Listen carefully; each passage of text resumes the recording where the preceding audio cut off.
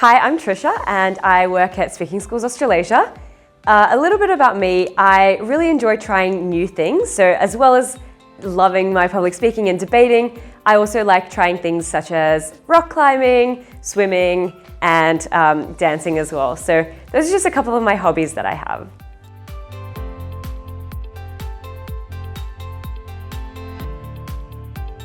I've been doing debating and public speaking for as long as I can remember. It started in primary school around year 3. I started off by joining the school debating team and learning how to create a speech and how to get better at speech writing and debating. And this kind of progressed into my high school years where I joined the Archdale debating team and I did debating a little bit more competitively as a team. And this was really rewarding, especially in year 10 when our team got to the grand finals and we were a grand finalist of the debating championships. This was a really exciting moment. Alongside this, I also did a number of public speaking competitions that my school offered especially, such as rostrum and speechcraft nights. So that's just a little bit about my public speaking and debating experience.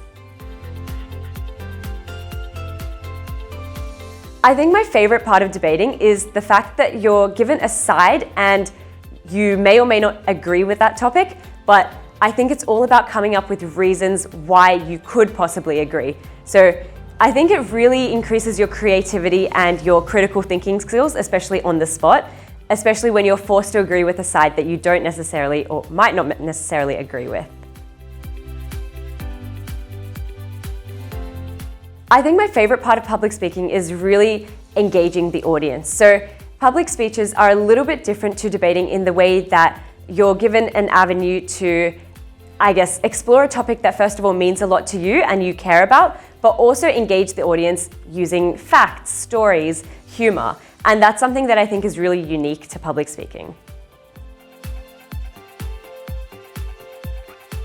When I was in school, I think public speaking and debating really helped me, first of all, build my confidence, but also increase my ability to think quickly on the spot and also articulate my ideas in a more clever and succinct manner. So I think that really helped with things such as school presentations, it helped with things such as speeches that I had to give, and it just helped with general conversations with teachers, staff, and students. Outside of school, it's really helped me in terms of, for example, group projects, filming things for presentations once again. It's really helped me interact with, I guess, staff and teachers on a more professional level, where I'm able to more cleverly and clearly articulate my ideas. One way in which I used my public speaking abilities to overcome a challenge that I faced is likely when it comes to settling disputes, for example, within, I guess, a society or a club. So this has happened a couple of times at uni where I've had to, I guess, settle a dispute between a club organization and members or participants where there might have been certain problems in terms of organizing the event.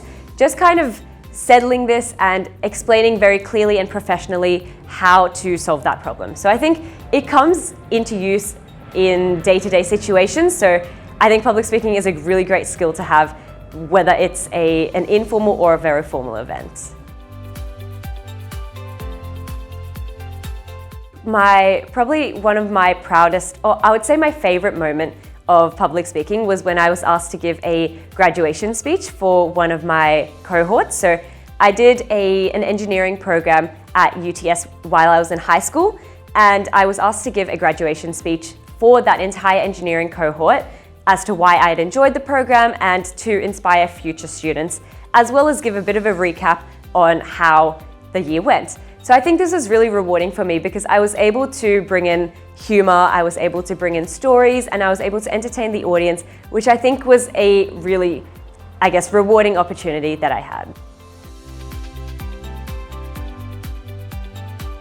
My favorite part of coaching is the fact that it's really rewarding to see students improve, gain confidence, and be able to speak more clearly and in a more structured way from when they began.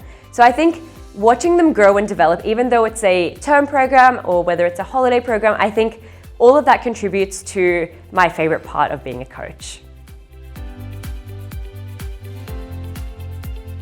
I think it's really important to remember that everyone's at a very different level and has very different learning styles. So being able to take all of that into consideration and teach the class in a pace that is suitable for everyone while giving special attention to those kids and students who need a bit more assistance is something that's really important to remember, just to make sure that everyone is on the same page.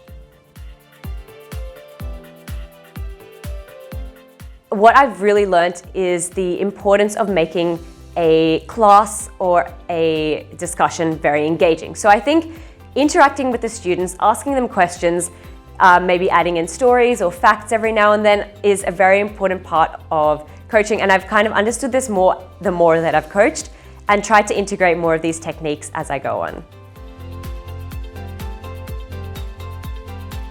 I do enjoy working at speaking schools, and I think one of the main reasons, once again, is that I really find it rewarding how students can improve, learn from their mistakes, become better and more confident speakers.